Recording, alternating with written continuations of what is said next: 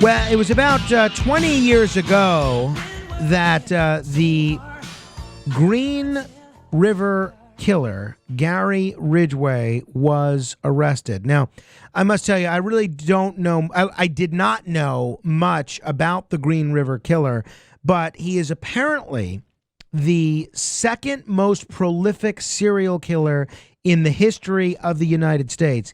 He led a fascinating life. His crime spree was absolutely chilling, and it's all explored in a new documentary called Sins of the Father, The Green River Killer, which is available on Tubi, Tubi. And the executive producer of that documentary is a distinguished documentary filmmaker, Robert Twilley, who joins us now. Robert, thanks so much for coming on the radio with me. Thank you for having me. So, for people that have not heard the term Green River Killer before, Robert, who exactly was the Green River Killer? What did he do? Gary Ridgeway, in the 1980s and 90s, was an active serial killer in the Northwest, in the Seattle area, the Seattle, Tacoma, the SeaTac area. He targeted a lot of prostitutes and people who were on the margins of society. They were easy prey for him, and he was had at least 49 victims from the 80s and 90s. It's believed, though, that he may have killed as many as 90. And this is the time you said 90? 90? 90, yeah, correct, yes.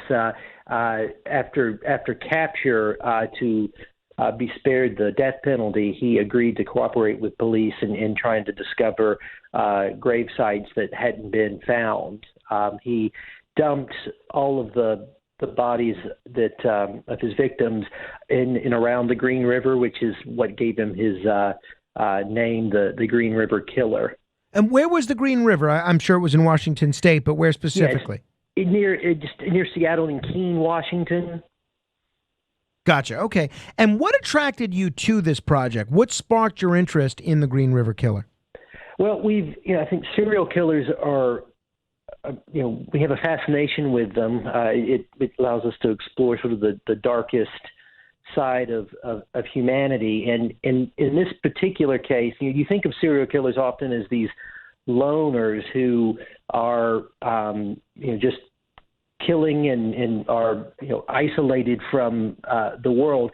Here's a man who had somewhat of a double life. He was married 3 times and had a son, and that's where the title "Sins of the Father" comes from. Is that we were interested in exploring, that a person who was not only this vicious killer, but who would also, in some respects, was seen as a family man. And that was just a very curious thing. You see serial killers like Jeffrey Dahmer or Kemper, who were very much loners.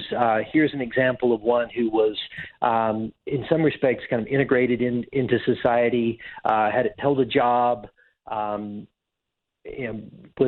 able to elude capture for decades. Yeah. And so it was ripe with a lot of nuance for us to explore as filmmakers.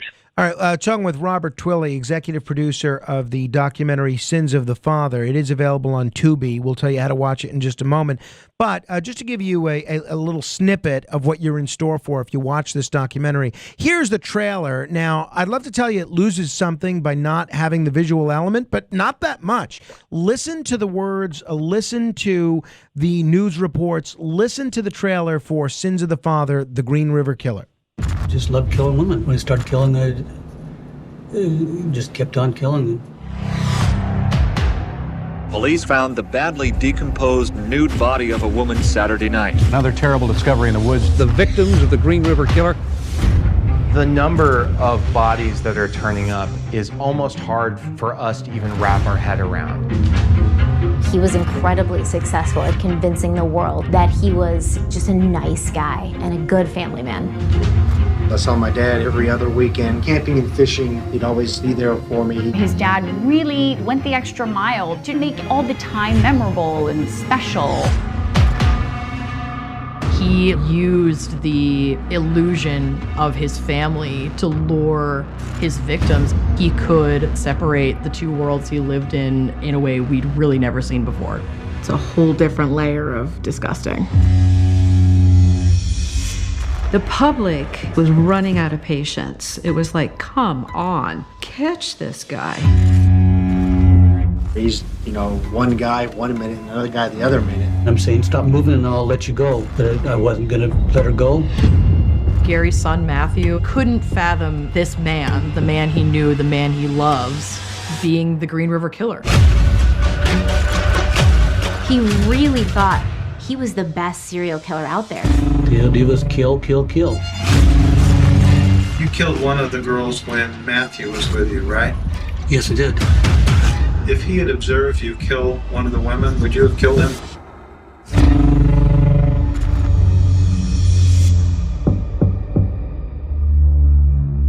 I mean, wow. Doesn't that give you chills? Talking with Robert Twilley. Robert, there's a lot of focus in the trailer and throughout the documentary on this double life that Gary Ridgway seemed to be leading. You mentioned his, being a reputable father and that how even his son didn't suspect anything. What was he like in terms of the community? In the clip that we played there, someone references the Simpsons neighbor, Ned Flanders. Was this a regular pillar of the community, somebody that was very integrated? I don't know that you would say a pillar of the community necessarily. I mean, he struggled with his relationship, married 3 times. He did hold on to his religion. He was, a church attender, read the Bible, and tried to, I think, some ways reconcile that faith with, this dark side he had. But he did have a presence in his son's life that's revealed and depicted in our documentary.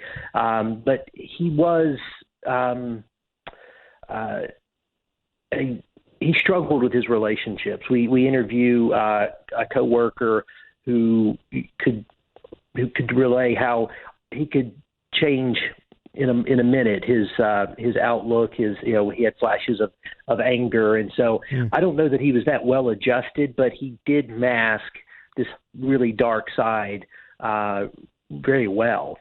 You alluded to his marriages. I know you speak with his wife in the documentary. What did his wife have to say about what he was like as a husband, and what, if any, problems his anger may have led to in their relationship?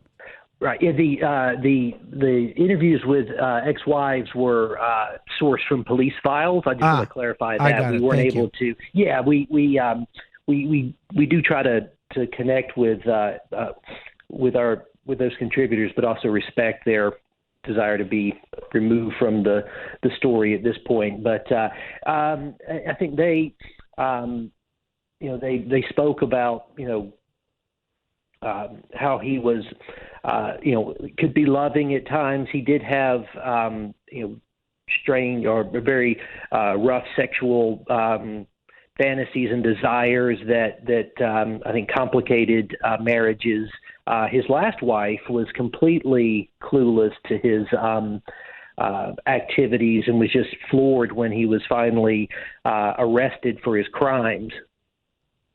Yeah, I mean, it seems like this is not one of these people. When he was arrested, everyone said, oh, yeah, we saw that coming. We knew there was something a little off. This was somebody that nobody suspected of being the Green River Killer that he was interacting with regularly. Well, yeah, I mean, there were some near misses over the years. There were, a number of suspects that were vetted by police. One that was pursued quite closely, who seemed to have a lot of knowledge about the crimes. It turned out he had nothing to do with them. But Gary was, able to elude capture for decades. He did have a visit from a cop on one occasion who was, his truck had been seen by someone who had a tip, and that lead went nowhere. At one point, he did submit to a polygraph. He passed it. It really wasn't until the emergence of DNA evidence that an arrest could be made.